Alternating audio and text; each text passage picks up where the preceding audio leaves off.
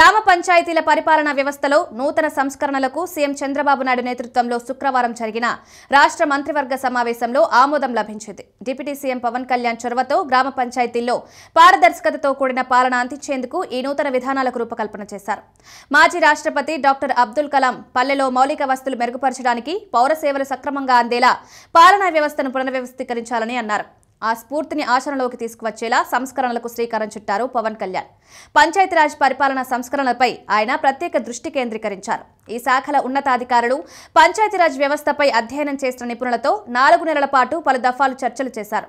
10,000 జనాభా దాటిన పంచాయతీలను ఇకపై అర్బన్ పంచాయతీలుగా గుర్తిస్తారు. పట్టణ స్థాయి మౌలిక సదుపాయాలను రూర్బన్ పంచాయతీలలో కల్పిస్తారు.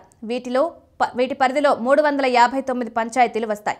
నూతన విధానంలో గతంలో ఉన్న క్లస్టర్ విధానం రద్దు చేసి పంచాయతీలను 4 గ్రేడ్లుగా వర్గీకరించనున్నారు. పంచాయతీ కార్యదర్శి పేరును పంచాయతీ అభివృద్ధి అధికారిగా మార్పు చేశారు.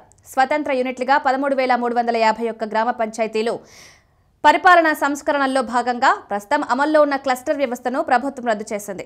7,244 క్లస్టర్ల స్థానంలో 17,351 గ్రామ పంచాయతీలను ఇక మీదట స్వతంత్ర పరిపాలనా యూనిట్లుగా పరిగణిస్తారు.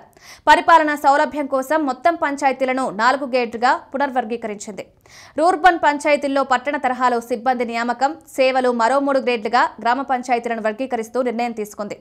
గ్రేడ్ 1 పంచాయతీల్లో పనిచేస్తున్న 359 మంది కార్యదర్శుల వేతన శ్రేణి పెంపుతో పాటు డిప్యూటీ మండల పరిషత్ అభివృద్ధి అధికారి క్యాడర్కు వారికి పదోన్నతి లభిస్తుంది. వీటిని 359 రూర్బన్ పంచాయతీల్లో నియమిస్తారు. ప్రస్తుతం అమల్లో ఉన్న 5 గ్రేడ్ల పంచాయతీ కార్యదర్శులను 3 గ్రేడ్లుగా సమీకరిస్తారు. వీరితో పాటు జూనియర్ అసిస్టెంట్ బిల్ కలెక్టర్ల వేతన శ్రేణి పెంపుతో పాటు సీనియర్ అసిస్టెంట్లుగా పదోన్నతి కల్పిస్తారు. మెరుగైన పరిపాలన అందించేందుకు వీలుగా వీరిని రూర్బన్ గ్రేడ్ గ్రామ పంచాయతీలో నియమిస్తారు.